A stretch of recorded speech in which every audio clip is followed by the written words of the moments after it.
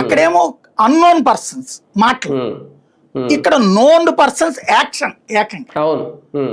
అట్లాగే అక్కడ లిక్కర్ అమ్మితే తప్పు అన్నారు, ఇక్కడ బెల్ట్ షాపులు ఓపెన్ బార్లే నడుస్తున్నాయి, కల్తీ లిక్కర్ అమ్ముతున్నారు ఇక్కడ. అలాగే డ్రగ్స్ ఎవడనో పట్టుకుని అరెస్ట్ చేస్తే అదిగొదిగొదిగొదిగో జగన్దే అన్నారు, ఇప్పుడు డైరెక్ట్ గా వీళ్ళు వాడతా పట్టుబడుతున్నారు. అంటే ఇవన్నీ వాళ్ళు మైక్రోస్కోప్ చూపెట్టి ప్రజల్ని రెచ్చగొట్టారు, ప్రజల్లో ఒక భావన క్రియేట్ చేశారు. ఆ భావనే ఇప్పుడు వీళ్ళని వెంటాడుతుంది. ఆ భావన లేకపోతే ఆ దరిద్రుడు ఆడెవడికో పాపం చంద్రబాబు గారు మంచోడు టికెట్ ఇస్తే ఆడు నాశనం చేశాడు అంటారు తప్పించి పార్టీని అనరు. కానీ వీళ్ళు ఆ పార్టీకి ఆపాదించారు ఆనాడు జరిగిన ప్రతిచర్య.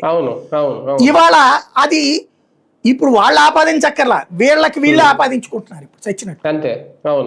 అదే కర్మ రిటర్న్స్ అంటారు కదా, అదనమాట. ఇది అంటే ఒక సరైన కాండక్ట్ సర్టిఫికేట్ లేని వాళ్ళందరికీ కీలక పదవులు అప్పచెప్పిందా కూటమే అనేది వెళ్తే రేపు పొద్దున్న అది పార్టీకి నష్టం కాదా? ఎంత బేసిక్గా ఒకటబ్బా, పబ్లిక్ దీన్ని ఎంతవరకు తీసుకుంటారు?